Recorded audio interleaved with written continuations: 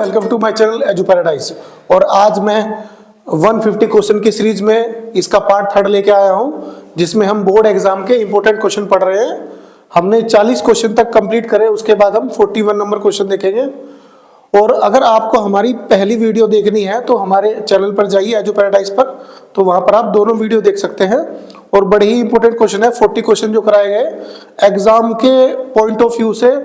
आपको एग्जाम में देखने को इससे बाहर क्वेश्चन बिल्कुल नहीं मिलेंगे। तो चलिए आज स्टार्ट करते हैं क्वेश्चन नंबर 41 से। देखिए क्या कह रहा है क्वेश्चन नंबर 41 में। यदि a बराबर एक्स वाई स्क्वायर तथा b बराबर x की पावर 3 y की पावर 5, जहां x और y एक अभाज्य संख्या है, तो एलसीएम बताना a और b का। तो देखिए ये वाला और ये वाला, इन दोनों में एलसीएम देखना है। तो एलसीएम का मतलब होता है हमारा, पहले तो कॉमन निकालेंगे इसमें। देखिए यहाँ पर x है और यहाँ पर x की पावर 3, तो इसमें से मैक्सिमम पावर निकालनी है आपको। मैक्सिमम पावर कितनी हो जाएगी? 3 पावर, तो x की पावर 3 आ गया। और y स्क्वायर में और y की पावर 5 है, मैक्सिमम कौन है? y की पावर 5, तो ये इसका हमारा एलसीएम हो जाएगा। ठीक है। इसके बाद क्वेश्चन नंबर 42 देखेंगे। यदि n एक वास्तविक संख्या है, रियल नंबर है, तो बताइए 25 की पावर 2n माइनस 9 की पावर 2n विभाज्य होगा, किससे कटेगा ये? तो देखिए ध्यान से, पहले इसको, इसमें आप 1 पुट कर लीजिए पहले। तो देखो, अगर आप इसमें n की जगह 1 पुट करेंगे तो ये क्या बन जाएगा हमारा? 25 की पावर 2 बन जाएगा, और ये बनेगा 9 की पावर 2 बनेगा, क्योंकि 1 इंटू 2 1 बन गया, 2 बन गया। अब देखिए ध्यान से, ये फॉर्मूला किसका बन गया? ए स्क्वायर माइनस बी स्क्वायर। तो ए स्क्वायर माइनस बी स्क्वायर क्या होगा? ए प्लस बी और a माइनस बी, यानी 25 प्लस 9 और 25 माइनस 9। इसका फॉर्मूला खोल दिया हमने, a square minus b square का, a plus b a minus B.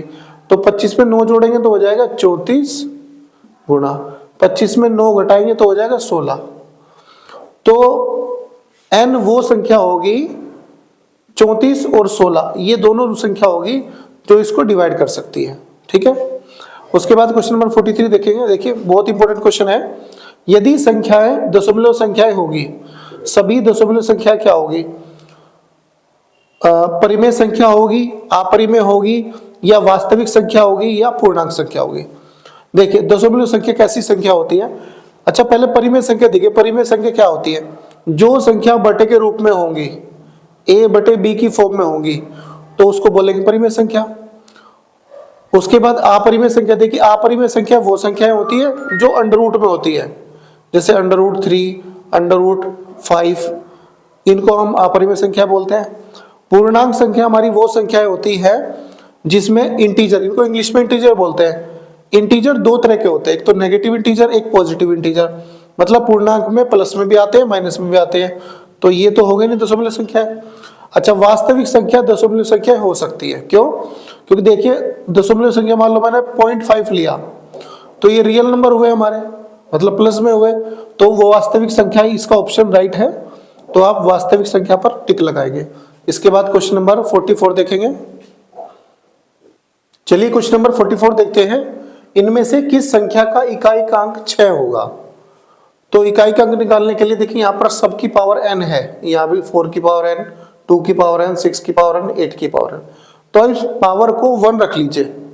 अगर इस पावर को 1 रखेंगे तो ये हो जाएगा 4 की पावर 1 मतलब 4 हो जाएगा, ये 2 की पावर मतलब 2 हो जाएगा, और ये 6 की पावर 1 मतलब 6 हो जाएगा, 8 की पावर 1 मतलब 8 हो जाएगा।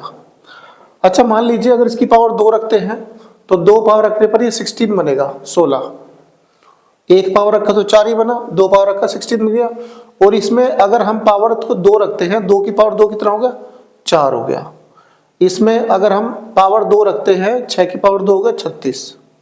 इसमें 2 पावर रखते हैं तो 8 की पावर 2 होगा 64।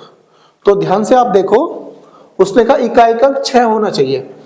अच्छा जो भी मैं n की वैल्यू पुट करूंगा, अगर उस पर हमारी इकाई का सेम बनेगा तो वही आंसर मिलेगा मैं, जिसमें लास्ट में 6 होगा। तो देखिए पावर 1 रखा तो 4 आ गया इकाई का अंक, पावर 2 रखा इकाई का अंक 6 आ गया। तो यहाँ तो 4 भी आ रहा, 6 भी आ रहा, तो ये आंसर तो होने नहीं वाला।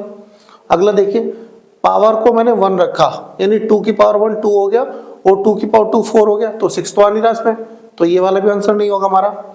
यहाँ देखिए 8 की पावर 1 रखा तो 8 होगा, 8 की पावर 2 रखा 64 हो गया। तो यहाँ भी 6 नहीं आ रहा। इसमें देखिए 6 की पावर 1 रखा तो 6 आया, और 6 की पावर 2 रखेंगे 36 आएगा, और 6 की पावर 3 रखेंगे 216 आएगा। तो जितनी भी आप इसकी पावर रखते जाएंगे उसमें लास्ट में 6 ही आएगा। तो ये वाला ऑप्शन हमारा सही हो जाएगा।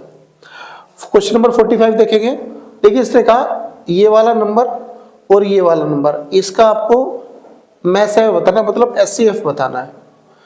एचसीएफ का मतलब होता है कॉमन।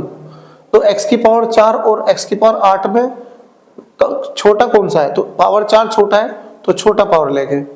और जबकि अगर आप एलसीएम निकालेंगे तो इस पर बड़ा पावर देखेंगे।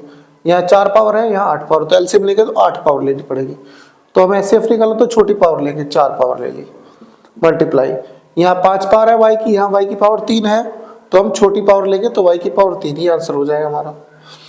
इसके बाद देखिए किस समीकरण के मूल 2 होगा, किस समीकरण का मूल 2 होगा। देखिए पहले समझो इस बात को। अच्छा अगर +4 इधर है और ये बराबर के इधर जाएगा तो -4 हो जाएगा।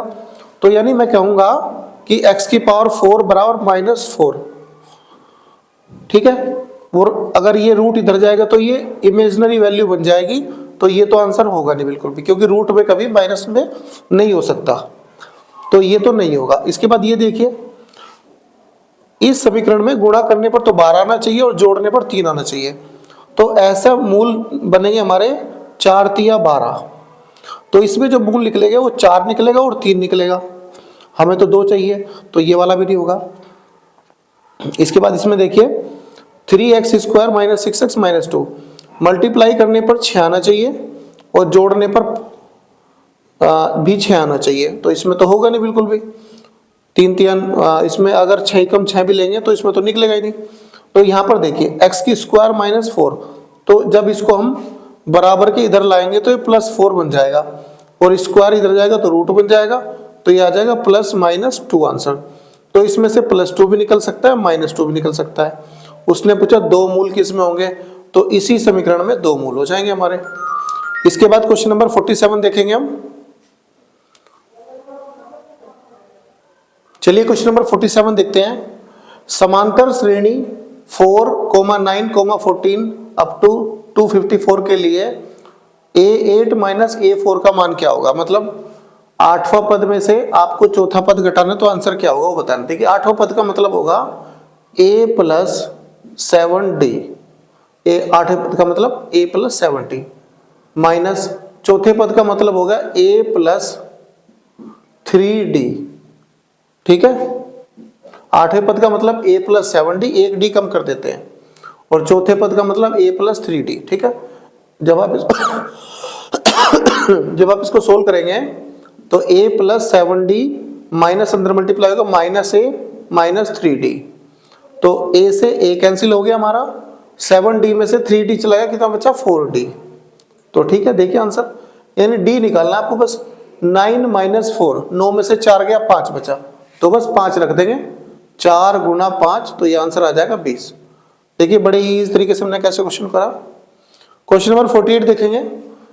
ये जो दिया है आपको समांतर श्रेणी में है, P का मान बताना है आपको। देखिए क्या होता है। अच्छा समांतर श्रेणी में जो डिफरेंस होता है वो सेम होता है हमेशा, तो इसका डिफरेंस निकालेंगे। पहले दूसरे पद में से पहला पद माइनस करेंगे, यानी P में से माइनस करेंगे 4/5, और इसका जो डिफरेंस है अगर तीसरे में दूसरा पद माइनस करेंगे वो भी सेम आएगा, तो यानी 2 में से P को माइनस करेंगे। तो अब सोल्व कैसे करेंगे इसको, -P उधर जाएगा तो +P बन जाएगा, तो P और P उधर जाकर 2P बन जाएगा, और जो माइनस का 4/5 है वो इधर आ जाएगा, तो 2 + 4/5। तो इसको कैसे सोल्व करेंगे, तो ये हो जाएगा 5 दूनी 10 और 4 14/5, यानी 2P की वैल्यू हमारी कितनी आ गई 14/5। अब P की वैल्यू निकाल दो। यहाँ से P की वैल्यू क्या हो जाएगी हमारी, P की वैल्यू हो जाएगी P बराबर 14/5, और ये 2 नीचे आ जाएगा हमारा, नीचे 2 × 7 = 14, आंसर आ गया 7/5 आंसर हमारा। ये P की वैल्यू आ गई हमारी। इसके बाद क्वेश्चन नंबर 49 देखेंगे। चलिए क्वेश्चन नंबर 49 देखते हैं क्या है। अच्छा इसको मैं ऊपर रफ कर देता हूं एक बार, ये ना ये क्वेश्चन यहाँ करेंगे। इस क्वेश्चन को देखिए, क्वेश्चन नंबर 49 में क्या कह रहा है, कि समांतर श्रेणी है उसका 30वां पद बताना है आपको। तो पद बताने का फॉर्मूला बताया था मैंने, ए एन बराबर a plus n minus 1 into d, ये फॉर्मूला होता है हमारा। 30वां पद बताना है आपको, यानी ए 30 बताना है आपको, ठीक है। ए का मतलब पहला पद, पहला कितना 10, तो 10 लिखो यहाँ पर, प्लस 30वां बताना तो 30 रखेंगे यहाँ, 30 माइनस 1 यानी 30 में से क्या 29 बचा, 29 मल्टीप्लाई डी कितना है हमारा डिफरेंस, 7 में से 10 जाएगा तो माइनस का 3 बचेगा, तो -3, तो 10 गुणा करेंगे 30 या 90, 90 में से 3 कम करो 87, तो -87, 87 में से 10 गया, ये बचा हमारा 77 माइनस का। तो इस तरह हमारा 30वां पद -77 आ गया। इसके बाद क्वेश्चन नंबर हम 50 नंबर देखेंगे। चलिए क्वेश्चन नंबर 50 देखते हैं। बिंदु ए तथा बी के बीच की दूरी क्या होगी?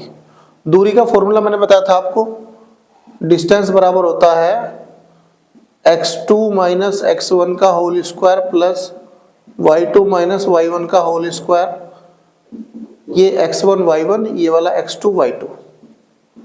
तो देखिए 0 में से c को माइनस करूंगा तो माइनस सी हो जाएगा, और माइनस सी का स्क्वायर करेंगे तो ये हो जाएगा c का स्क्वायर, माइनस सी में से 0 माइनस करूंगा तो माइनस सी का स्क्वायर हो जाएगा प्लस सी स्क्वायर, तो ये भी सी स्क्वायर हो जाएगा, तो सी स्क्वायर ये हो जाएगा √2c स्क्वायर। स्क्वायर से तो रूट हट जाएगा तो c बाहर आ जाएगा, लेकिन 2 से अंडर रूट नहीं हटेगा, तो ये आंसर हो जाएगा हमारा √2c, √2 और c अलग हो जाएगा, ये आंसर हो जाएगा। इसके बाद 51 देखेंगे। मूल बिंदु से बिंदु P की दूरी पता करें। अच्छा, मूल बिंदु का मतलब होता है 0 0, और दूरी पता करनी है -6,8। तो ध्यान से देखिए, फॉर्मूला लगाएंगे d बराबर x2 माइनस x1 का whole square plus y2 minus y1 का होल स्क्वायर। तो -6 में से 0 घटाएंगे तो -6 आएंगे, और -6 का स्क्वायर करेंगे तो ये आ जाएगा 36, प्लस 8 में से 0 घटाएंगे मतलब y2 माइनस y1, 8 में से 0 घटाएंगे तो 8 आएगा, और 8 का जैसे स्क्वायर करेंगे तो हो जाएगा 64। उसके बाद इन दोनों को ऐड करो, 64 और 36 होता है 100 हमारा, और जैसे ही 100 का अंडर रूट देखेंगे तो आंसर आ जाएगा 10 यूनिट। ये आपको स्क्वायर याद होनी चाहिए एक्चुअली। अब क्वेश्चन नंबर 52 देखेंगे एक बार। देखिए ऊपर मैं रफ कर रहा हूं एक बार, ये मैं रफ कर देता हूं।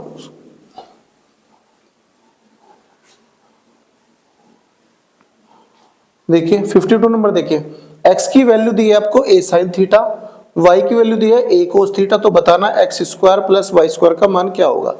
तो ध्यान से देखिए, उसने बोला x स्क्वायर का मान, तो यहाँ x स्क्वायर बनाना पड़ेगा मैं, तो इसका मैं दोनों तरफ स्क्वायर कर देता हूँ इसका। तो जब स्क्वायर दोनों तरफ करूंगा तो ये हो जाएगा x स्क्वायर, और इधर हो जाएगा बराबर a स्क्वायर, और साइन का भी स्क्वायर हो जाएगा, ठीक है। उसी तरह y स्क्वायर का भी है यहाँ पर, तो इसको भी स्क्वायर करना पड़ेगा दोनों तरफ, तो ये हो जाएगा y स्क्वायर बराबर a स्क्वायर, और ये कोस स्क्वायर थीटा। अच्छा, इन दोनों ने देखो x स्क्वायर को y स्क्वायर के साथ प्लस कर रखा है, तो इन दोनों को ऐड कर देंगे हम। क्या करेंगे, समीकरण 1 और समीकरण 2 को ऐड कर दो, तो जब ऐड करोगे उधर वाला ऐड अलग होगा, इधर वाला अलग हो जाएगा, तो x square plus y square हो जाएगा, बराबर में ये आ जाएगा a square sine square theta plus a square cos square theta. अब आप इन दोनों में से a कॉमन ले लेंगे स्क्वायर, तो यहां बचा sine square theta plus cos square theta. अब आपको ट्रिग्नोमेट्री मैंने पूरी पढ़ा रखी है अपने चैनल पर, तो आप जाकर इसकी वीडियो देख सकते हैं। ये कैसा होगा, देखिए ये आइडेंटिटी है जो बता रखी है मैंने ऑलरेडी। तो sine square theta cos square theta का मान 1 होता है वैल्यू, तो जब 1 वैल्यू होगी इसकी, तो a स्क्वायर मल्टीप्लाई की 1 करेंगे तो स्क्वायर आंसर हो जाएगा। इसके बाद क्वेश्चन नंबर देखेंगे 53। चलिए क्वेश्चन नंबर 53 को देखते हैं। tan थीटा बराबर 4/3 दिया हुआ है आपको इसकी वैल्यू पता करनी है, ये जो दिया हुआ है। अच्छा, tan थीटा देखिए मैंने आपको बता रखा है पहले भी इसको। आप एक ट्रायंगल बनाएंगे, और ट्रायंगल में tan थीटा क्या होता है, लंब बटे आधार, यानी परपेंडिकुलर अपॉन बेस होता है। तो परपेंडिकुलर 4 है तो यहाँ 4, बेस 3 है तो यहाँ 3, और 3 4 5 होता था ट्रिपलेट अगर आप पढ़ेंगे तो, जैसे कि मैंने बता रखा है आपको पहले वीडियो में। 3 4 5, अगर ये 3 है ये 4 है तो ये 5 आ जाएगा। अगर नहीं निकालना आता तो आप कर्ण निकाल लेंगे। आप कैसे कि बेस का स्क्वायर प्लस परपेंडिकुलर का स्क्वायर, 3 का स्क्वायर 9, 4 का स्क्वायर 16, तो 9 प्लस 16 ये आ जाएगा √25, और √25 होता है 5। तो इस तरह 5 निकाल लेंगे, या इसको लर्न भी कर सकते हैं आप, एक नंबर में है तो इसकी वैल्यू निकालेंगे 1 प्लस tan की वैल्यू दी है 4/3, तो यहाँ पर तो रख देंगे 4/3 का होल स्क्वायर, स्क्वायर है तो स्क्वायर लगाएंगे, divide by 1 plus cos theta. Cos क्या होता था? कोस होता बेस अपॉन हाइपोटेन्यूस, यानी 3/5 आधार बटे कर्ण होता है कोस हमारा, तो 3/5 हो जाएगा।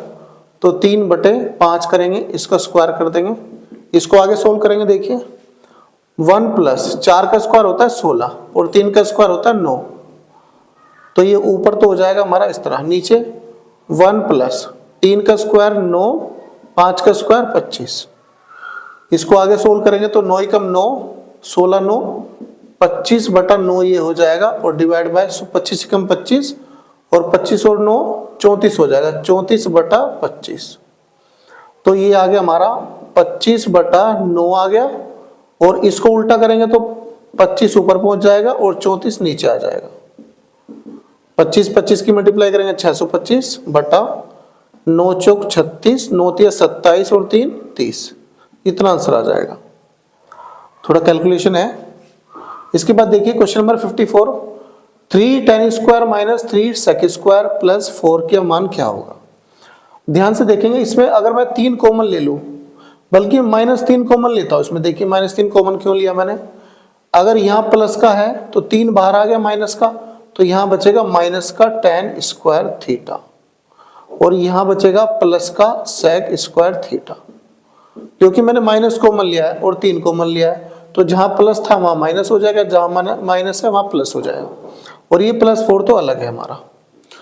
तो आपको मैंने बताया sec square theta minus tan square theta 1 होता है हमारा, ये आइडेंटिटी है हमारी, जो कि मैंने ट्रिग्नोमेट्री में पढ़ा रखी है आपको।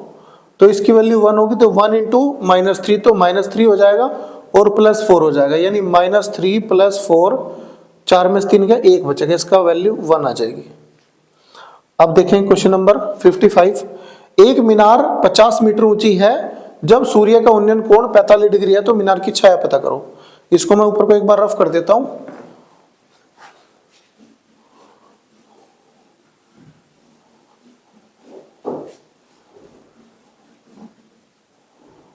देखिए क्या कह रहा हूं, एक मीनार है वो 50 मीटर ऊंची है। मान लीजिए ये मीनार है, इसकी जो ऊंचाई है वो 50 मीटर है, और ये कोण बनाती है कितना?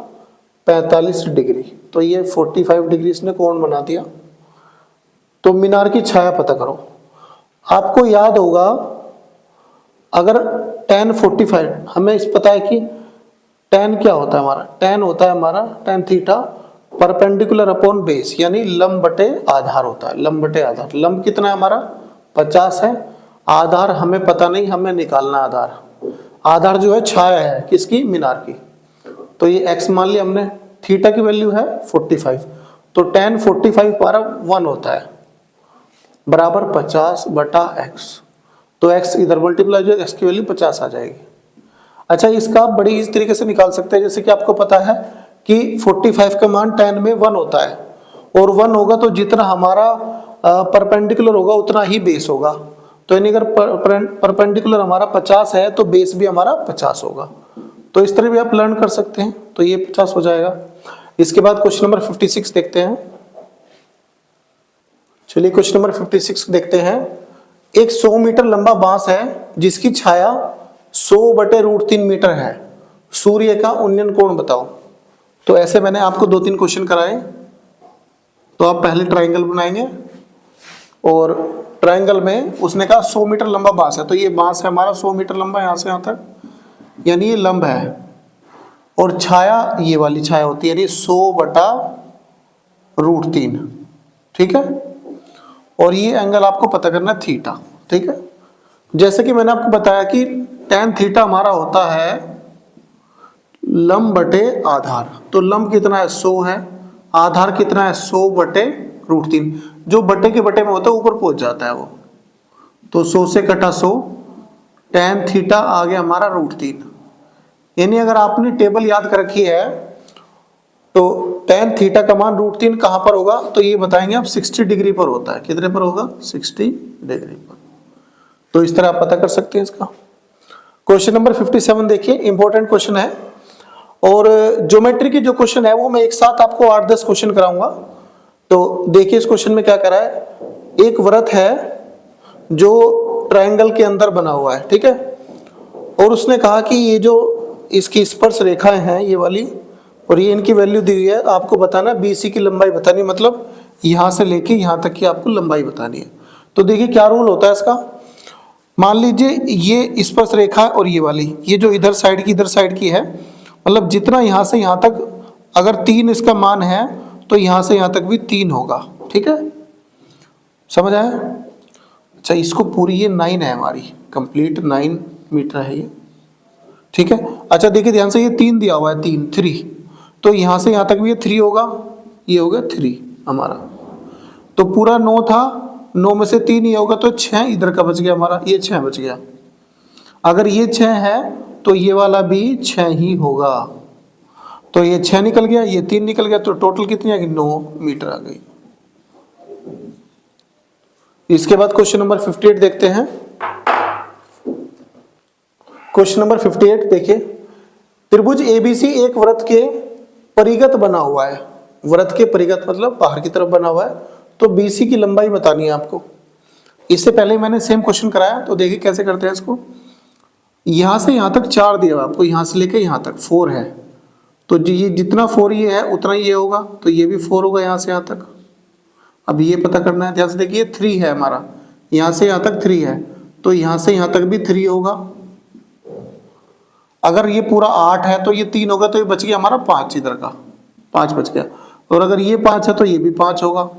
तो इस तरह बताएंगे हम BC कितना हो जाएगा, 4 और 5 9 आंसर हो जाएगा BC की वैल्यू। बहुत आसान है, आप निकाल सकते हैं।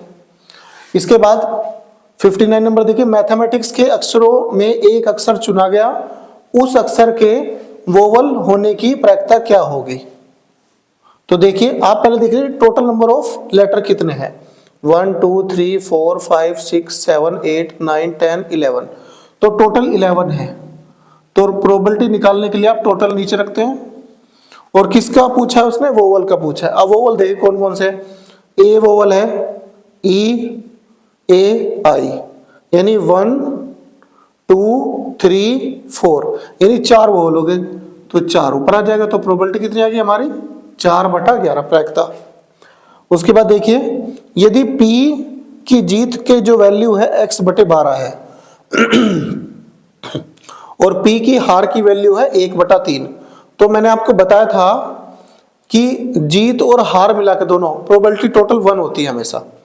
तो यानी हम कह सकते हैं x/12 जीत की है और 1/3 हार की है, तो इसकी टोटल वैल्यू 1 हो जाएगी। बस इसका आप एलसीएम ले लेंगे, तो कैसे हो जाएगा, ये 1/3 उधर जाएगा, तो इधर बचेगा x/12, उधर हो जाएगा 1 - 1/3, 3 1 जा 3, 3 में से 1 गया, बचा हमारा 2/3। तो x/12 जो है उधर चल जाएगा, 2/3 × 12, 3 चौक 12, 4 दूनी 8, यानी x की वैल्यू हमारी 8 आ गई। तो देखिए क्वेश्चन नंबर 61 में क्या कह रहा है, किसी संख्या n को 16 से विभाजित करने पर शेषफल 5 प्राप्त होता है। यदि इस संख्या को 8 से विभाजित करें तो शेषफल क्या होगा। देखिए सबसे पहले अगर आप क्वेश्चन कोई पढ़ते हैं तो उसको थोड़ा डीपली पढ़ो, है ना, कम से कम 2 बार क्वेश्चन पढ़ रहे हैं आपको, तब जाके लैंग्वेज समझ आती है। तो उसने कहा कि n कोई संख्या, उसको 16 से भाग करना है आपको और शेषफल बचेगा 5। तो मैं क्या करता हूं कि मैं एक संख्या ले लेता हूं, जैसे 16 है, 16 से भाग करना है और 5 शेष बच रहा, तो मैंने संख्या ले ली 16 और 5 21 संख्या ले ली, मैंने 21 नंबर ले लिया, n का मान 21 है, ठीक है। अगर मैं इसको 16 से भाग करूंगा तो शेष 5 बचेगा हमारा, तो ये संख्या होगी हमारी। अब उसने कहा इस संख्या को 8 से भाग करना है तो शेषफल क्या होगा। तो संख्या को 8 से भाग करो आप, 8 दूनी 16 और शेषफल बचा 5, तो शेषफल कितना आएगा, 5 आ जाएगा। तो इसका आंसर 5 हो गया। यदि द्विघात समीकरण बहुपद इतने का एक शून्यक 2 है, मतलब इसका एक मान 2 है तो k का मान बताना है इसमें। तो देखिए जब भी ऐसा दिया होगा, शून्य दिया होगा, तो इसका मान आप इस समीकरण में रख देंगे। तो x का मान 2 रखो यहाँ पर, 2 का स्क्वायर 4 प्लस x का मान 2, 2 तिया 6 प्लस k, और इसको बराबर 0 पुट कर देंगे आप, ठीक है। 6 और 4 10 हो गया, प्लस का 10, और प्लस का 10 जब इधर आएगा तो आंसर हो जाएगा माइनस का 10। तो k का मान माइनस 10 आ गया। अगला क्वेश्चन देखिए, क्वेश्चन नंबर 63। क्या बिंदु इतने रेखा इतने के ग्राफ पर स्थित है? अगर ऐसे बोलेगा कोई पॉइंट इस समीकरण पर लाई करता है तो इसको वो सेटिस्फाई करेगा। सेटिस्फाई का मतलब है ये x की वैल्यू, ये y की वैल्यू, अगर आप x y की वैल्यू रखेंगे तो बराबर 5 आना चाहिए। अगर 5 आता है तो हम कहेंगे कि ये इस ग्राफ पर स्थित है, अदरवाइज वो नहीं है। तो देखिए 2 रखो यहाँ पर, x का मान 2, 2 तिया 6 माइनस y का मान 3 रखो, 3 दूनी 6, तो ये तो 0 आ गया और बराबर में 5 है। अगर इसका मान 5 आता और बराबर 5 हो जाता तो हम कहते ग्राफ पर स्थित है। अब इसकी वैल्यू इधर 0 आ गई, इसकी वैल्यू बराबर 5 है, तो हम कहेंगे ये ग्राफ पर स्थित नहीं है, तो इसमें नहीं होगा, ठीक है। तो इसके बाद क्वेश्चन नंबर 64 देखते हैं। क्वेश्चन नंबर 64 में क्या कर रहा है, यदि समीकरण इतने बराबर 0 है का एक मूल 1/2 हो तो p का मान बताना है इसमें। देखिए अगर मूल है तो इसका मतलब ये जो x की वैल्यू है ये एक, इसका मान 1/2 है, तो रखेंगे x का मान 1/2, तो x की जगह 1/2 रखेंगे तो हो जाएगा 1/4, क्योंकि स्क्वायर है, प्लस p x का मान फिर 1/2, तो यहाँ रखेंगे 1/2 माइनस 5/4 ऐसे ही, और बराबर 0 ऐसे ही रखेंगे, ठीक है। उसके बाद देखिए ये 5/4 और 1/4 इनको इधर ले आएंगे हम, तो p गुणा 1/2 ऐसे ही रखेंगे, बराबर ले आएंगे। ये माइनस का है तो इधर आके प्लस का हो जाएगा, और वो प्लस का इधर आके माइनस का हो जाएगा। तो आप क्या करेंगे, इसको p/2 तो हमारा ऐसा ही है, इसका एलसीएम लेंगे तो 4 नीचे है, 5 में से 1 गया, 4 बचा, 4 से कटा 4, और p की गुणा ऊपर हो जाएगी हमारी, तो यानी p का मान कितना आ जाएगा, 2 आ जाएगा। तो p का मान 2 होगा जो इस समीकरण को सेटिस्फाई करेगा। अब आगे देखिए, उसने पूछा कहा है x² माइनस 7x बराबर 0, इसके मूल क्या होंगे, मतलब x का मान बताना आपका। मूल का मतलब है x का मान आपको निकालना है। देखिए ध्यान से, बराबर 0 है तो इसमें दोनों में से x कॉमन ले लो आप, तो यहाँ बचा x माइनस x कॉमन आया था तो 7 बच गया, तो बराबर 0। इसका मतलब ये है कि x की वैल्यू भी 0 है और x माइनस 7 की वैल्यू भी 0 है, तो मैं एक तो x बराबर 0 कर दूंगा क्योंकि x बराबर 0 है, एक है x माइनस 7 बराबर 0, x माइनस 7 बराबर 0, माइनस 7 इधर आएगा तो प्लस 7 हो जाएगा, यानी x की वैल्यू 2 निकल गई, एक तो 7 आ गई, एक 0 आ गई। तो इस तरह हम इसके मूल निकाल सकते हैं। उसके बाद देखिए समांतर श्रेणी -10, -12, -14, -16 के लिए a16 का मान बताना आपको।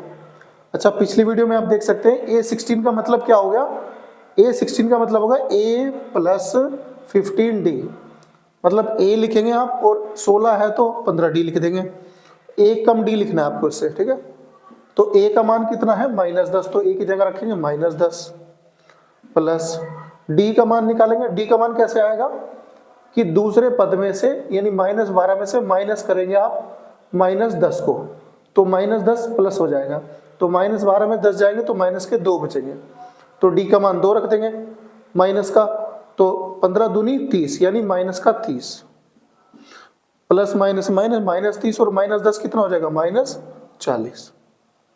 इसके बाद क्वेश्चन नंबर 67 देखते हैं।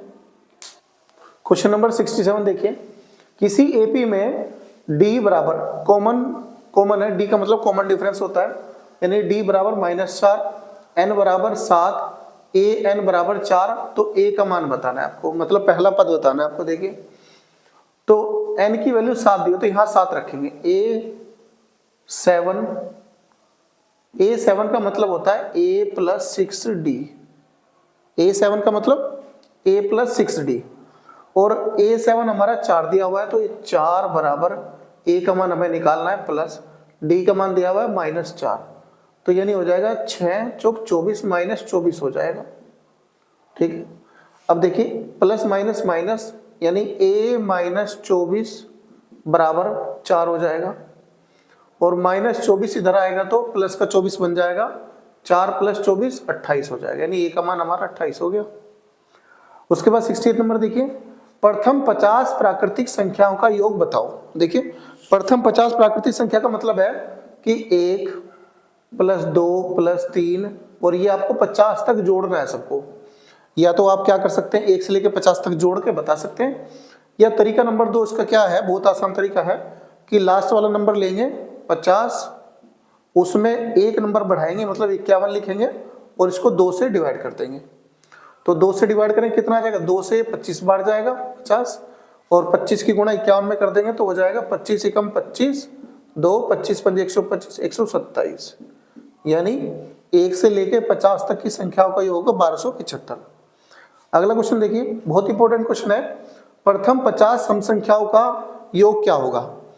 अच्छा, प्रथम 50 सम संख्या का मतलब है सम संख्या 2 से स्टार्ट होंगी, 2 4 6 8, ऐसे ही वो 50 तक सम संख्या, पहली 50 का मतलब सम संख्या का मतलब है कि वो 100 तक बनेंगी आपकी, 100 तक जाएंगे आप, क्योंकि 100 तक 50 तो विषम संख्याएं होती है और 50 सम संख्याएं होती हैं, लेकिन हमें सम संख्या निकालना। देखिए तो क्या कर, इनको एडिशन करने के लिए बहुत आसान तरीका है कि आप लास्ट वाला नंबर लें जो सम संख्या है 100, इसका आप आधा कर दें, हाफ कर दो, उसको कितना आ गया 50, और फिर इसमें 1 बढ़ा के मल्टीप्लाई कर दो, 51 की मल्टीप्लाई कर दो, आंसर हो जाएगा हमारा 5 एकम 5 0 और 5 पंजे 25, तो 25 50 इसका सम हो गया। इसके बाद क्वेश्चन नंबर 68 देखते हैं। 70 देखिए, निम्न आकृति में QA परपेंडिकुलर है AB पर, मतलब ये जो लाइन है ये परपेंडिकुलर है इस पर, पूरे पर AB पर, ठीक है, ये B है, और PB जो परपेंडिकुलर यहाँ से जो PB है ये AB पर, ये भी परपेंडिकुलर है, मतलब इस तरह 90 डिग्री है, ये भी 90 डिग्री है, ठीक है। तो ध्यान से देखिए, ये भी परपेंडिकुलर है और ये भी परपेंडिकुलर है, और ये बेस हुआ तो ये भी बेस हुआ, ठीक है। तो इसका बेस, पहले इस ट्राइंगल को लेता हूं मैं, इसका बेस कितना है 6 है, इसका परपेंडिकुलर कितना है 9 है, तो इसको डिवाइड कर हमने 3 दूनी 6 और 3 तिया 9, मतलब इसका बेस और परपेंडिकुलर का रेशियो कितना आ गया 2 3 आ गया, तो इसका भी बेस और परपेंडिकुलर का रेशियो भी इसका 2 3 होगा। ध्यान से देखिए, ये बेस है हमारा, ये बेस है और ये परपेंडिकुलर, तो देखिए इसमें बेस क्या होगा 10 है, तो यहाँ बेस कितना है 2 है, तो 2 से 10 कितना गुना हो रहा है 5 गुना हो रहा है, यानी 2 बराबर 10, 1 बराबर 5 गुना आ गया। अब 5 से इसे मल्टीप्लाई कर दो, 5 तिया 15, ये वाला, क्योंकि परपेंडिकुलर निकालना हमें, इसका रेशियो 2 3 का है तो इसका भी 2 3 का रेशियो होगा, इसका भी 2 3 का रेशियो होगा। 2 से 5 5 बार गया और 5 से मल्टीप्लाई गया 3 है, तो 5 तिया 15, यानी इसका जो परपेंडिकुलर आ गया हमारा 15 आ गया। सेम रेशियो होता है हमेशा। उसके बाद क्वेश्चन नंबर 71 देखेंगे, x का मान बताना है कि DE, ये AB है हमारा और ये DE है, ये दोनों आपस में पैरेलल है। अगर ये पैरेलल है तो आप पाइथागोरस प्रमेय पढ़ेंगे, उसका रूल होता है कि इसको हम क्या मान ले, इसको O मान लो, है ना। तो अगर ये दोनों पैरेलल है तो पाइथागोरस प्रमेय के अकॉर्डिंग, थेल्स प्रमेय बोलते हैं उसको, सॉरी थेल्स प्रमेय में ये पैरेलल होते हैं, और पैरेलल होगा तो इनका रेशियो सेम होगा, तो इसका रेशियो यानी 3x + 19 डिवाइड बाय x + 3 बराबर रेशियो होगा 3x + 4 डिवाइड बाय x, ये रेशियो सेम होता है, ठीक है। तो यहाँ से हम x का मान निकाल सकते हैं, इसको मैं रफ कर देता हूँ एक बार ऊपर से। तो देखिए क्रॉस मल्टीप्लाई कर लो, x की मल्टीप्लाई इसमें करेंगे तो हो जाएगा 3x² प्लस x की मल्टीप्लाई 19 में तो 19x बराबर, इसकी मल्टीप्लाई इसमें करेंगे, x की मल्टीप्लाई 3x में होगी तो कितना हो जाएगा 3x², x की मल्टीप्लाई 4x में तो 4x, 3 की मल्टीप्लाई करो फिर इसमें, 3 3 जा 9x और 3 4 जा 12। अब ध्यान से देखिए कट गया आपस में 3x² बराबर, यहाँ देखिए 9 और 4 13, इधर 13x है इधर 19x है, तो 19 में से 13 घटाएंगे इधर जाएंगे तो 19 13 कितना बच गया 6x बच गया, और 6x बराबर कितना हो गया 12, x की वैल्यू आ जाएगी हमारी 12/6, तो कितना आ गया 2, यानी x का मान 2 आ गया हमारा। उसने पूछा x का मान, x की वैल्यू 2 आ गई। इसके बाद देखते हैं क्वेश्चन नंबर 72। क्वेश्चन नंबर 72 देखिए, उस बिंदु के निर्देशांक जहां रेखा इतने बराबर 7 है तो y x को प्रतिच्छेद करती है, तो वो बिंदु बताने हैं आपको कि जब ये y अक्ष पर इसको प्रतिच्छेद करेगी। देखिए अगर y अक्ष पर है तो वाई एक्स का मतलब होगा कि एक्स की वैल्यू 0 होगी वहां पर। अगर एक्स एक्सिस है तो वाई 0 होगा, वाई एक्सिस है तो एक्स 0 होगा। तो यहाँ पर एक्स की वैल्यू 0 पुट करेंगे तो 0 बटा ए, यानी 0 के बटे में अगर कोई संख्या आती है तो उसका मान 0 होता है। प्लस प्लस है तो प्लस लगा, वाई बटा बी, वाई बटा बी बराबर 7 है। तो 0 को तो कोई वैल्यू नहीं होगा, इसको हटा देंगे यहाँ से, तो वाई बटा बी, बी की मल्टीप्लाई हो जाएगी 7 में, तो वाई बराबर 7 भी आ जाएगा। अगर y बराबर 7 भी आ गया तो x तो हमारा 0 ही निकल गया, तो x तो 0 और y की वैल्यू आ गई 7 भी, तो पॉइंट आ जाएंगे 0,7 भी। ठीक है। उसने कहा दो रेखा इतने बराबर इतने वह इतने के बीच की दूरी पता करो। देखो ध्यान से समझो कि ये 2x प्लस 4 बराबर 0 है, तो यहाँ पर x की वैल्यू क्या हो जाएगी, +4 इधर आएगा तो -4 हो जाएगा, और x की वैल्यू हो जाएगी -4/2, x की वैल्यू हो जाएगी -2। ठीक है। इस वाली में देखो x -5 बराबर 0 है, तो x की वैल्यू -5 इधर आएगा तो प्लस का 5 हो जाएगा। ठीक है। अगर आप x एक्सिस की बात करते हैं तो ये हमारे मूल बिंदु है, इधर प्लस में x होता है, इधर माइनस में होता है, तो x माइनस में है तो यहाँ पर 1 2, तो यह -2 हो गया। x की वैल्यू 5 है प्लस में, तो इधर 1 2 3 4 5, तो यहां से लेके अगर आप यहां तक इसको जोड़ेंगे तो 5 तो इधर होगा, 2 ही होगा, यानी 7 डिस्टेंस हो जाएगी, इनके बीच की दूरी आ जाएगी 7 इकाई। देखो ध्यान से देखो, पॉइंट के बीच इधर 5 नंबर है और पॉइंट के बीच इधर है -2, यानी 1 और 2, तो ये 5 कॉलम 7 कॉलम हो गए, दोनों को जोड़ेंगे तो 7 इकाई इसकी डिस्टेंस हो जाएगी। इसके बाद 74 नंबर देखिए क्या कह रहा है वो, ऊपर का मैं एक बार रफ कर देता हूं, ये वाला।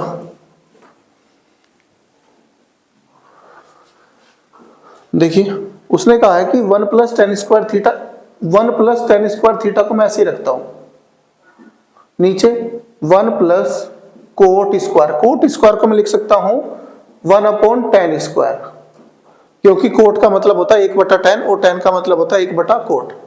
तो जब आप इसका एलसीएम लेंगे तो ऊपर वाला तो ऐसे रखेंगे 1 + tan² थीटा, नीचे एलसीएम लेंगे तो हो जाएगा tan² थीटा + 1 और डिवाइड बाय tan² थीटा, तो वो ऊपर पहुंच जाएगा, ये हो जाएगा, और इससे ये कट जाएगा आपस में, तो tan² थीटा इसका आंसर आ जाएगा हमारा। इसके बाद 75 देखते हैं नंबर, क्वेश्चन नंबर 75 देखते हैं। उसने कहा आयत का परिमाप बताओ यदि ये आपको दिया हुआ फिगर। ठीक है, देखिए ध्यान से, ये यहाँ पर 90 डिग्री है, क्योंकि आयत के सभी जो एंगल होते हैं वो 90 डिग्री होते हैं, तो पता होना चाहिए आपको। उसके बाद देखिए अगर ये 90 डिग्री है और सामने थीटा हमारा 30 है, तो मैं परपेंडिकुलर अपॉन बेस करूंगा तो मेरा हो जाएगा tan थीटा बराबर परपेंडिकुलर अपॉन बेस। थीटा का मान 30 दिया हुआ है तो 30 रखेंगे, और परपेंडिकुलर 10 दिया हुआ है, और बेस का मान आपको निकालना है, उसको हमने x मान लिया। tan 30 का मान हो गया हमारा कितना, 1/√3, और ये होता है 10 बटा इधर, x की वैल्यू इधर हो जाएगी, x की 1 में गुण मल्टीप्लाई तो x हो जाएगा, √3 की मल्टीप्लाई 10 में हो गया 10√3, तो यहां से हमारा कितना आ गया, 10√3 आ गया। और आयत का परिमाप निकल, तो आयत की आमने सामने की भुजाएं बराबर होती है, अगर ये 10 है तो ये भी 10, ये 10√3 है तो ये भी 10√3, तो इन सबको ऐड करेंगे तो कितना हो जाएगा, 10 और 10 20, 20 तो ये हो गया, प्लस 10√3 और 10√3 कितना होगा, 20√3 हो गया, तो ये आंसर आ जाएगा आपका 20 + 20√3। उसके बाद देखेंगे अगला क्वेश्चन, h मीटर ऊंचा खंबा है, ये हमने h मीटर ऊंचा खंबा बना लिया। उसने कहा उसकी छाया √3h मीटर है, उसकी छाया मान लो इस खंबे की छाया ये हो जाएगी √3h मीटर। तो उसने कहा कि उन्नयन कोण बताओ, मतलब ये थीटा बताना आपको, तो वही इसमें लगाएंगे tan थीटा, क्या होगा हमारा perpendicular upon base p/b, p कितना हमारा h है और b कितना हमारा बेस √3h है, तो ऐसे h कैंसिल, ये आ गया 1/√3, और 1/√3 का मतलब होगा tan 30 डिग्री, यानी tan 30 पर ही 1/√3 होता है, तो यहाँ पर थीटा का मान आ जाएगा हमारा 30 डिग्री। इसके बाद क्वेश्चन नंबर 77 देखेंगे। चलिए क्वेश्चन नंबर 77 देखते हैं क्या कह रहा है वो। देखिए ये फिगर दिया हुआ है आपको, और इसमें x और y का मान बताना, मतलब x का मान और y का मान बताना है इसको। देखिए ध्यान से, ये यहाँ से यहाँ तक 9 है पूरा, है ना, ये स्पर्श रेखा है, टेंजेंट है, 9 दिया हुआ है, और यहाँ से यहाँ तक 4 है, तो अगर यहाँ से यहाँ तक 4 है तो यहाँ से यहाँ तक भी 4 होगा हमारा, क्योंकि जितना ये है उतना ये होता है, 4 और 4, ठीक है। पूरा 9 है तो ये कितना बचा हमारा, 5 बचा। अगर यहाँ से यहाँ तक 5 है तो ये भी 5 होगा हमारा, यानी x की वैल्यू भी कितनी हो जाएगी, 5 हो जाएगी। अच्छा ध्यान से देखिए, अगर ये 4 है और ये हमारा इतना 6 है तो y का मान भी 6 ही हो जाएगा हमारा। तो इस तरह आप स्पर्श रेखा की लंबाई को निकाल सकते हैं। अगला देखिए, ABCD AC यदि पासा फेंके तो C की प्रायिकता क्या होगी। तो ध्यान से देखिए, ये पासा बोल रहा है, इसका मतलब 6 नंबर है इसमें, 3 और 3 6, तो प्रोबेबिलिटी निकालनी है। तो प्रोबेबिलिटी टोटल तो नीचे आएगा आपका, यानी टोटल नंबर कितना है, 6, तो 6 लिख दिया हमने। अब C की निकालनी है हमें, तो C के देखो 1 और 2, C के 2 नंबर है तो 2 ऊपर रख दो, तो 2 3 6, यानी 1/3 इसका आंसर आ जाएगा। अगला क्वेश्चन देखिए, यदि घटना के होने की प्रायिकता P है तो न होने की प्रायिकता बताओ। मैंने बताया था आपको, अगर घटना के होने की प्रायिकता होगी और ना होने की निकालते तो 1 में से माइनस करना है उसको। अगर होने की प्रायिकता P है तो ना होने की हो जाएगी 1 - P, इसका आंसर हो जाएगा 1 - P। इसके बाद क्वेश्चन नंबर 80 देखते हैं। चलिए क्वेश्चन नंबर 80 देखते हैं। 3/4 tan² 30। देखिए 3/4 आप ऐसे ही लिखेंगे, tan 30 का मान कितना होता है, 1/√3, और 1/√3 का स्क्वायर करेंगे तो √3 का स्क्वायर हो जाएगा 3, माइनस sec² 45 का मान होता है √2, और √2 का स्क्वायर करेंगे हो जाएगा 2 हमारा, प्लस sin 60 का मान होता है √3/2, √3 का स्क्वायर करेंगे 3 हो जाएगा, और बाय 2 का स्क्वायर 4, ठीक है। देखिए 3 से 3 कैंसिल हुआ तो यहाँ बचा 1/4 - 2 और ये प्लस 3/4। ध्यान से देखिए, ये भी नीचे 4 है, यहाँ भी नीचे 4 है, तो यानी 3 + 1 कितना हो जाएगा हमारा 4, और नीचे 4 और ये -2 अलग, तो 4 में से 4 गया 1 बचा, 1 - 2, इसका आंसर कितना होगा, -1। तो इस वीडियो में हम इतना ही रखे हैं, क्वेश्चन नंबर 80 तक, और 150 क्वेश्चन की सीरीज में हम 80 क्वेश्चन तक कर चुके हैं। अगर आपको हमारे पहले क्वेश्चन देखने हैं तो हमारी पहली वीडियो जाकर देख सकते हैं। अगर आपको हमारी वीडियो अच्छी लगे तो लाइक करें, चैनल को सब्सक्राइब करें। Thank you so much for watching this video.